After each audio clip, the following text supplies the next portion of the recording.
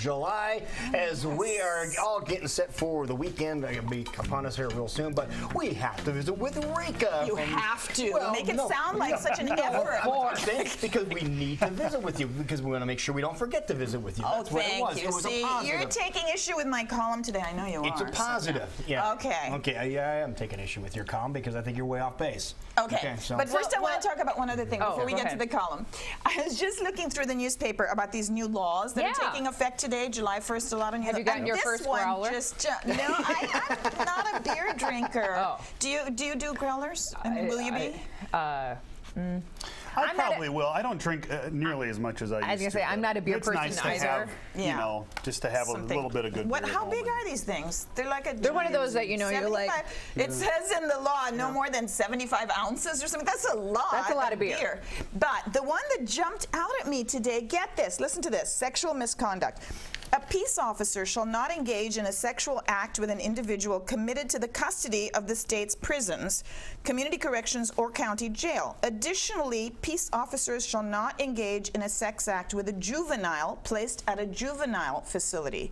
Violation is an aggravated misdemeanor. Was this not illegal previously? That's a good point. We needed a law, apparently. Yeah. They needed a new law for this? This should have been against the law from the start. A juvenile police officer? I mean, that's statutory rape. Don't we have a, anyway. I'm with you. No, jumped right out. It's there was another one about strip searches, that they can't do strip searches Yeah. for Misdemeanor. So we got to do Yeah. a heavier crime if we want to get strip search. Right. Have you ever, exactly. It ruined If we life. want to get If we want to get strip search, we got to do more than just a misdemeanor. Well, Right. apparently they're going to be looking at a lot of officers these days because 12 have already been sent home with paid leave from the prison in New York because conspiracies and things like that. 12 of them, Yeah. huh? So I feel like Wow. we're going to be looking at our police systems a little bit more closely ever since that happened. But that's not what we're talking about today. Right. What we're talking about is what a lot of people saw on TV when President Barack Obama was speaking at an event and he was being heckled and he said, "Not in my house." He said, "Not in my house." And actually, I just used that as an illustration, although I think it's worth talking about that event too.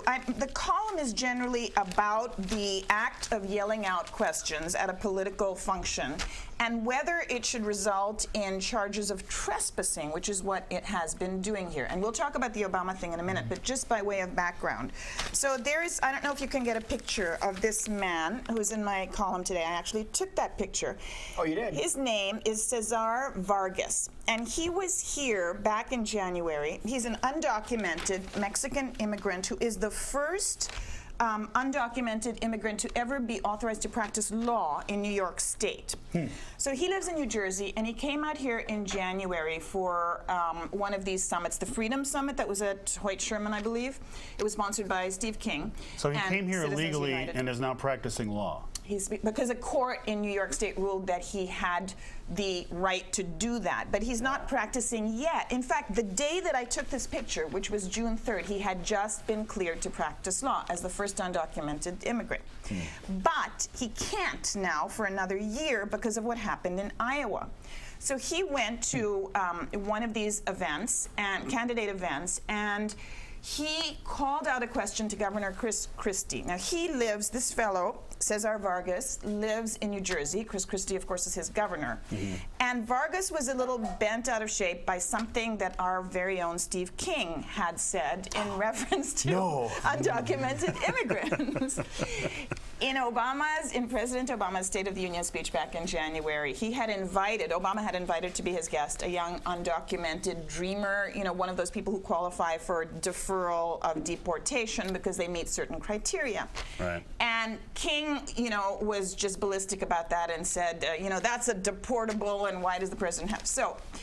So this Vargas wanted to yell out to Chris Christie a question, which was, would you consider my 70-year-old mother in New Jersey a deportable, and would you deport her? Okay, here's where we get into the question of protocol. It's not appropriate, of course, protocol-wise, to yell out questions in a heckling fashion to candidates who are speaking, but is it an arrestable offense? And does it merit charges of trespassing, which he was not doing? He got in and he left voluntarily when they escorted him out, when police escorted him out. But they then arrested him and charged him with trespassing at the event, which he was not doing. And as a result of that, a jury convicted him and put him on a year of probation, which means he can't practice law for a year until that probation is over. Now, my question to you all and to the public and to these candidates is, where is the trespassing component of yelling out a question, and what is happening to people's free speech rights? Why can't they yell out questions? I'm with you. Are you? Yeah. Good, Britt. Oddly enough, Lou is not. I feel No, like I am not. I'm not, because I don't think it's right to disrupt somebody's event just for the sake of disrupting the event. Now, you're going to be talking about the president's deal. Yes. With somebody. So let's talk about that. Okay, so explain what happened for those that may have missed it. Okay, so the President Obama, had an event in the White House East Room, and it was to celebrate LGBT month, last month. It's now July, right? And there was a transgender, undocumented woman who's an activist for immigrant rights who yelled out who started interrupting the president when he was speaking. And then the president said, no, no, no, no, no, this is my house. You're in my house. You don't get to do that. And the woman started yelling out again. And so she was escorted out.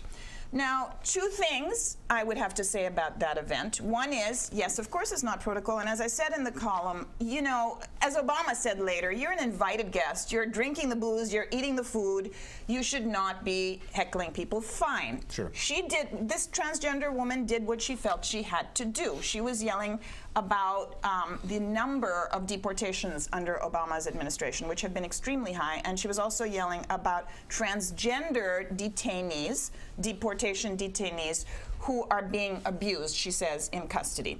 So fine, she felt she had an urgent message, and she wanted the press to hear it, and she wanted the president to hear it. They hauled her out, which is also fine, but she wasn't charged, she wasn't arrested, she wasn't charged with anything. And my point, Lou, is when you have a matter of what you feel is such urgency on a human rights issue, and this is the only way to get an audience and the president's ear, I am gonna say, okay, it's not good protocol, take them out, but let them do their thing, and don't make it a bigger issue than it is. Don't arrest them for trespassing. No, I don't know about the being arrested for trespassing. I don't think I agree with that, because I don't think that was right there. But they're hecklers. What happens in a comedy club with hecklers? They throw them out, but they waited too long. They should have thrown the person out right when they interrupted. I hate rude people when it comes to interrupting people when they're trying to speak. That is ridiculous. It was absolutely. I don't care what they were talking about. It doesn't matter what they were talking about. They were heckling and they were disruptive. And in a normal business place, in a normal business practice, you'd be gone. And you are, and she was. No, she wasn't, because she kept on talking and talking. He goes, listen, you have a choice. Either you can zip it, or we're gonna ask you to leave. And she didn't. Right. And so she was totally given annoying. and she didn't. Again, that was totally wrong. I don't care what the topic was. She was wrong. And we're going to see this at the state fair, because both parties do it. They'll send people in to yell at the candidate, and it does get old. But I think we all agree that the arresting is unwarranted. If you want them out, this guy get them can't out. practice law now for a year. As long as they don't do anything in harm's way, like if they're just yelling things, that's not hurting anybody. That's just being annoying. And what the column explores also is there have been instances of people attending these candidate events where they were plucked out of their seats even though they had tickets and escorted out for doing absolutely nothing because they had been seen protesting outside. Because of people like this. That's the reason for that happening. But that's preventive detention. I mean, they want to make sure it doesn't. If people wouldn't have been doing what this person did, that never would have happened. And so, what about access to candidates? What about this whole thing about Iowa's retail politics, where everybody gets to engage with the candidates? This is the place. Are they just now big corporate events where you want to keep the sponsors happy? This is a very big irony about some of this. That Citizens United, which remember Citizens United, the court case that said that corporations have the rights of free speech to advertise and spend unfettered amounts of money to support a candidate of their choice, right? Are people. All corporations are people too, quote unquote. And then all of this free speech issue they made out of that. Now, they were the ones who co-sponsored with Steve King this event at which this man was plucked out, and they were the ones who ordered police to arrest him. What about his free speech rights? Okay. When you look at free speech rights, it goes both ways. But to be fair, which of the presidential candidates is the most controlling of her press events. Hillary Clinton? Oh, by far. And I think people in the media, even on the left, would agree. Oh, I totally agree with that. I've been extremely frustrated, and I think I've said it on this show too, that she doesn't allow the press to ask questions. Her events have been extremely controlled and small. I don't think she's had anyone hauled out in this way. No, but not she that I does know. not. She's not willing to engage with the press, and she's also not given speeches. She's making very small round table kinds of gatherings that I don't feel are doing her any good. No. And certainly not doing the voting public much good. And you can see that it's taking a toll because Bernie Sanders is gaining ground on her. You know, not that he would necessarily be the nominee, but I think it's eroding. You know, when he comes out and makes very strong statements about things and she doesn't, then, you know, people are questioning why is she not being more out there. I think she felt like she was so far ahead in the polls that she could afford to do this, but I think she's going to have to revise Which her is strategy. what happened last time.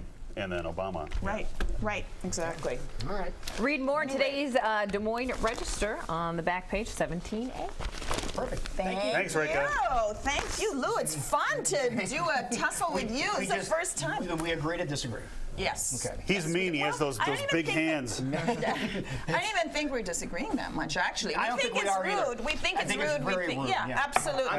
I'm just mad the press covered it so much. I wish they wouldn't have covered it so Oh, much. they cover everything But too that's much. that's another issue.